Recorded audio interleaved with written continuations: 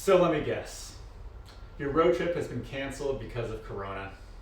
Well, that doesn't mean you can't use this guidebook to help your climbing.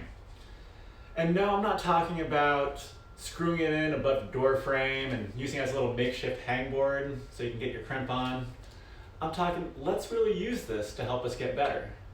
Just because you have to do a little social distancing now doesn't mean that you can't get closer to your goals.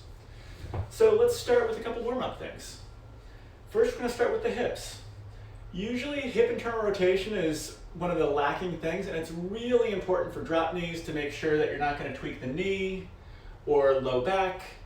So we're just going to do what's called a shin box. We're going to start, sit up nice and tall, lock the hips out, rotate over, same thing.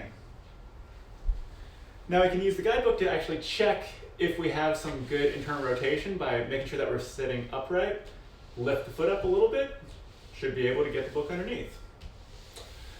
Also, if you want to use the book or a couple of books to kind of give a little arm and thoracic spine, a little lift, feel free to reach up.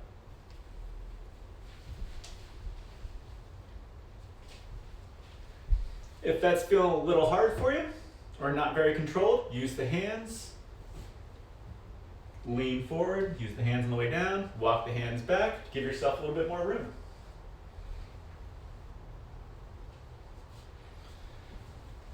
After doing some of those, let's move on to shoulders. So, I'm a big fan of serving T. It really helps with some internal and external rotation with the arm. Better internal and external rotation, the less likely you are to have some of that weird neckish stuff when you're trying to move over. So we're just going to come back and forth, nice and easy. Or feel free to stack another book on. So that way it can slide, so if you get a little sloppy with how you're holding it, it'll let you know.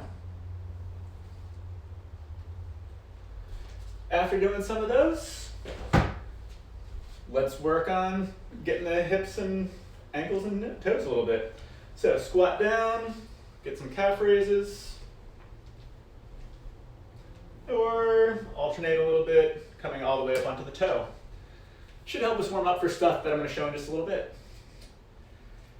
So once you've kind of gone through some warm up with that, what you'll want to work on is, let's start with some wrist and finger strength. So a lot of times the wrists are the weak link for people in kind of really getting as much control and strength as they have in their arms. So if we take the book, stack some others on it, kind of give us a little bit of leverage work. We can lower down, curl up, press out. We can also bias the wrist a little differently by switching where the load is. Or, feel free, stack it up a little bit. And just kind of see what you can work with. After working grip a little bit, let's go on to legs. So we take a couple books. We're going to work a hack squat, pinch back behind us. I like the hack squat a lot better than the pistol. I think it has a better carryover. Chest nice and tall.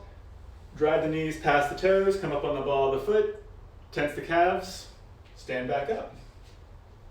Make sure that when you're coming down, that you're staying upright and the same on the way up. You don't want to lean forward to come up. You want to be able to stay nice and tall. After working some of those, let's go over some core stuff. Personally, I'm a big fan of crawling. I think it has a good carryover to climbing as well. I mean, ultimately, climbing is just vertical crawling, or crawling is horizontal climbing, depending on how you want to look at it.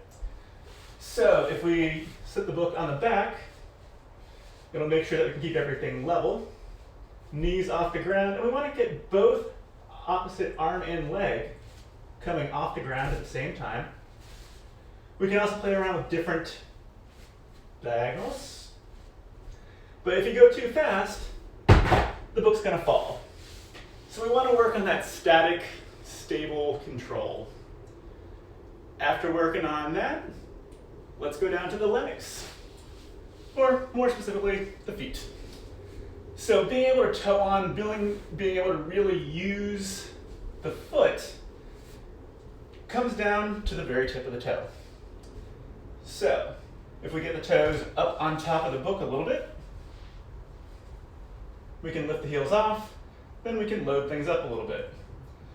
The closer I am, usually a little easier.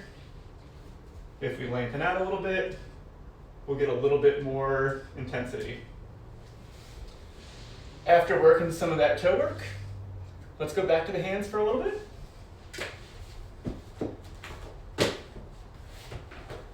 Get our pitch on a little bit more with just some explosive grabbing back and forth. So any of these can be done with actual weights if you have them, plates, kettlebells, whatever, but should give you some things to play around with. Work them into your routine, have fun.